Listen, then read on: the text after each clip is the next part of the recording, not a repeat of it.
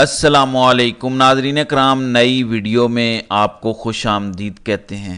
आज 28 मई यौम तकबीर है। पाकिस्तान में आम तातील है, पूरे मुल्क में छुट्टी है। फ़ौज से लेकर हुकूमती ऐवानों तक हर जगह से बयानात आ रहे हैं कि आज हम अल्लाह का शुक्र अदा करते हैं। आज 26वीं सालगिरह है यौम तकबीर की, यानी जब पाकिस्तान ने एटमी धमाके किए थे और पाकिस्तान का दिफा नाकाबिल तस्खीर बनाया था। जबकि दूसरी तरफ कौम मायूस है। कौम कहती है कि एटम बम का पहली दफ़ा फ़ायदा हुआ है और फ़ायदा ये हुआ है कि आज के दिन छुट्टी हो गई है। तो पहली दफ़ा एटम बम का भी कौम को कोई फ़ायदा पहुंचा है। अदरवाइज़ एटमी मुल्क का पासपोर्ट दुनिया का घटिया तरीन पासपोर्ट तस्वुर किया जाता है। एटमी मुल्क में बिजली के लिए लोग तरस रहे हैं। केपी के पिशावर सड़कों पर है। पिशावर की मोटरवे जो इस्लामाबाद और लाहौर की तरफ आती है वो बंद कर दी गई है। गाड़ियों की लंबी लंबी लाइनें लगी हुई हैं। मुजाहिरीन का मुतालबा है कि जब तक हमें यकीन दहानी नहीं करवाई जाती, जब तक हमारा मसला हल नहीं होता, हमने बहुत बर्दाश्त कर लिया, तब तक मोटरवे नहीं खुलने जा रही। जबकि इतलाआत हैं कि वज़ीर आज़म हाउस में इस हवाले से अब हंगामी इजलास बुलाया गया है कि ये जो सूबों के मसाइल हैं, लोड शेडिंग के, बिजली की तकसीम के, बिजली की चोरी के, इस हवाले से इंतजामात किए जाएं। ये तो बड़ा क्राइसिस खड़ा हो गया है कि केपी के उठ खड़ा हुआ है। ये छोटी बात नहीं है। कश्मीर उठा, शुरू में आपने इग्नोर किया, बाद में मामलात आपके हाथ से निकले। आपको 3 रुपये यूनिट देने पड़ी बिजली, आपको 2000 का 40 किलो आटा देना पड़ा। अब केपी के एक बड़ा सूबा है, गंडापुर कह चुका है कि आज़ाद कश्मीर वालों को केपी के पख्तूनों ने आज़ाद करवाया था। तो ज़रा सोचो, एक बड़ा करोड़ों की आबादी वाला सूबा उठ खड़ा हुआ। अगर 40 लाख वाली आबादी की एक रियासत आपसे कंट्रोल नहीं होती तो फिर यहाँ पर क्या होगा। लिहाजा वज़ीर आज़म हाउस में हंगामी इजलास शुरू हो चुके हैं। पिशावर में मोटरवे भी बंद हो चुकी है। लोग इस लोड शेडिंग के सताए हुए सड़कों पर आ चुके हैं। तो एटमी मुल्क के अंदर पाकिस्तान लोग बिजली की बूंद बूंद के लिए तरस रहे हैं। रोजगार नहीं है। आज भी सियासतदान झूठ बोलते हैं। अल्लाह वास्ते अगर किसी को 2000 रुपया दे दें तो 1000 दफ़ा बताते हैं कि 2000 रुपये, पूरे 2000 रुपये हमने आपको दिए हैं। तो एटम बम रखने वाला मुल्क, जहां पे दहशतगर्दी भी कंट्रोल नहीं होती, जिन्होंने फ़लस्तीन के लिए कुछ नहीं किया। आज खबर आई है रफा कैंट में जो धमाका हुआ है, शहादतें हुई हैं, जो 90 किलो से ज़्यादा का बारूद उन्होंने फेंका है। लोग जल कर मरे हैं। ये लोग कश्मीर के लिए कुछ नहीं कर सके, फ़लस्तीन को तो छोड़ दें। मुल्क कर्जों में डूबा हुआ है। एक मुल्क है दुनिया के अंदर जंग ज़दा और उसके पास एटम बम भी नहीं है। वैसे मैं उस हवाले से आपके सामने एक खबर रख दूं, एटम बम की मैं हरगिज़ मुखालफत नहीं कर रहा। हमें फ़ख्र है कि हम दुनिया की 8वीं या 9वीं रियासत हैं जो न्यूक्लियर स्टेट हैं। ये कोई छोटी बात नहीं है। ये अलग बात है कि हमने डॉक्टर अब्दुल कदीर खान के साथ क्या कुछ नहीं किया। उसने कहा कि मुझे सबसे ज़्यादा पछतावा है कि मैंने इस कौम के लिए काम किया, मैं आइंदा इस कौम के लिए काम नहीं करूँगा। उसे जिस तरह से ज़बरदस्ती प्रेस कॉन्फ्रेंस करवाई गई वो एक अलग कहानी है। अब ये खबर ज़रा सुन लें। इराक ने IMF का तमाम कर्ज वापस कर दिया। वो इराक, सद्दाम हुसैन का इराक, सद्दाम हुसैन कब के वफात पा चुके। अमरीकियों ने उधर से लूट मार की। आज भी वहाँ पे प्रॉक्सीज, मलेशियाज और पता नहीं क्या कुछ है। इराक ने IMF का कर्ज वापस कर दिया है और आप कर्ज लेने के लिए यहाँ सफारतकारियाँ कर रहे हैं। यहाँ पर पूरी सफारतकारियाँ इस बात पर होती हैं कि सऊदी अरब कितना पैसा देगा, UAE कितना देगा, उधार कितना देगा और अल्लाह वास्ते कितना देगा, ज़कात कितनी देगा। ये सफारतकारियाँ हो रही हैं।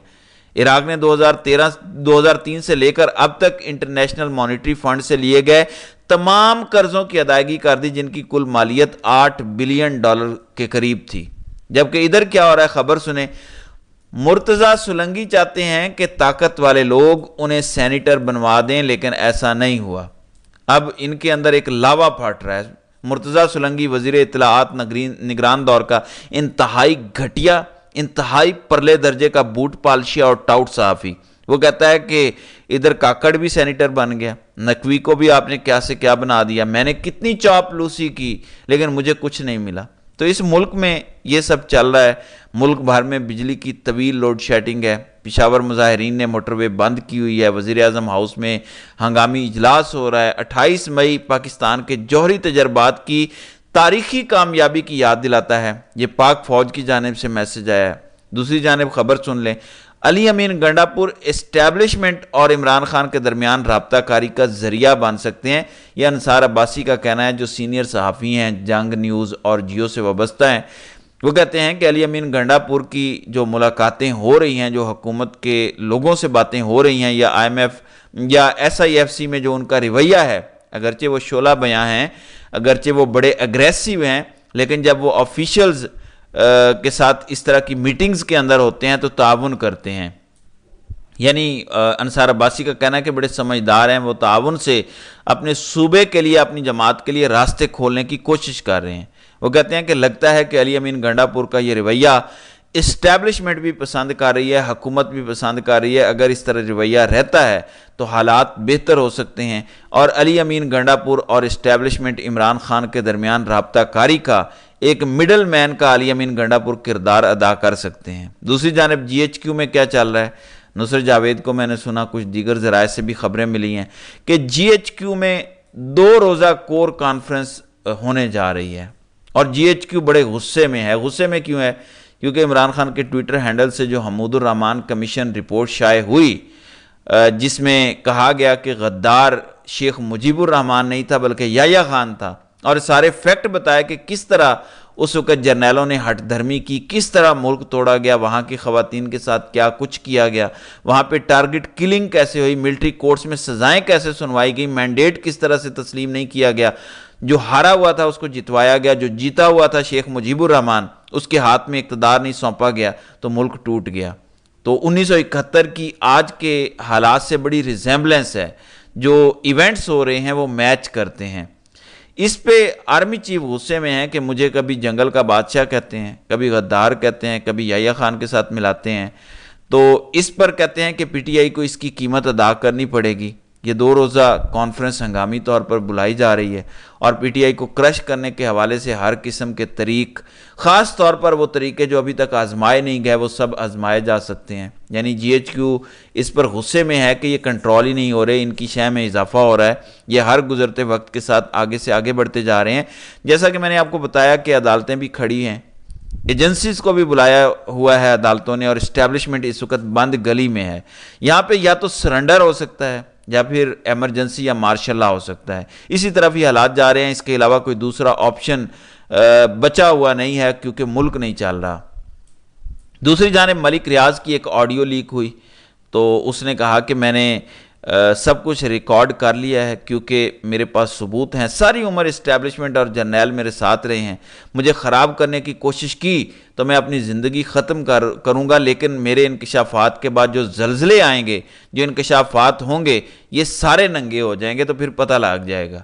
تو ملک ریاض بھی کھڑا ہو گیا۔ ملک ریاض نے کہا ہے کہ میں کوئی گواہی نہیں دوں گا، اور یہ مجھے 1 سال سے دبا رہے ہیں، لیکن جب میں نے ان کو دبایا تو ان کو لگ پتہ جائے گا۔ ادھر سے عدلیہ، اگرچہ قاضی صاحب کچھ نہیں کر رہے، قاضی صاحب کو ایک توشہ خانہ میں ایک قلم ملا ہے، تو وہ دکھاتے پھر رہے ہیں کہ یہ قلم میں نے جمع کرا دیا ہے، خبریں لگواتے پھر رہے ہیں، لیکن منی ٹریل جو بیرونی ملک جائیدادیں انہوں نے خریدی ہیں، FBR کا ریکارڈ، اور اس پہ جو وہ بلیک میل ہو رہے ہیں، صابر شاکر کا ٹویٹ بھی تھا کہ کاش اگر وہ بھی اسی طرح قوم کے سامنے رکھ دیتے تو آج قاضی صاحب اتنے بدنام نہ ہوتے۔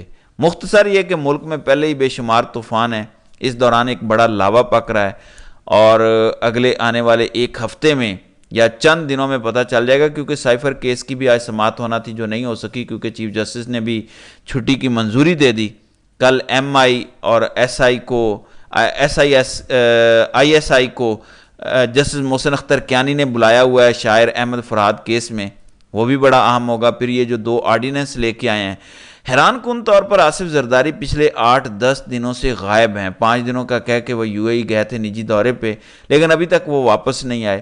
پیچھے سے یوسف رضا گیلانی آرڈیننس لے کر آ رہے ہیں۔ ویسے آج دیکھتے ہیں کہ میاں نواز شریف کون سا دھماکہ کرتے ہیں یوم تکبیر کے موقع پر، جو ان کی لانچنگ کی کوشش ہو رہی ہے۔ تو یہ اگلے آنے والے دن بڑے ہنگامہ خیز ہیں، بڑے اہم ہیں۔ میں نے بتا دیا کہ 2 ہی چیزیں ہوں گی، یا مزید تباہی، یا سرنڈر، یا مارشل لا، یا ایمرجنسی۔ اس کے علاوہ کوئی اور حل نہیں ہے، یا پھر آپ کو عمران خان سے بات کرنی پڑے گی، مل جل کے اس کا حل نکالنا پڑے گا۔ اس وقت ویسے معاملات حل کی طرف جاتے دکھائی نہیں دے رہے۔ اللہ تعالیٰ اس ملک پر رحم کرے۔ تو ناظرین کرام، آپ کی اس ویڈیو کے حوالے سے کیا رائے ہے؟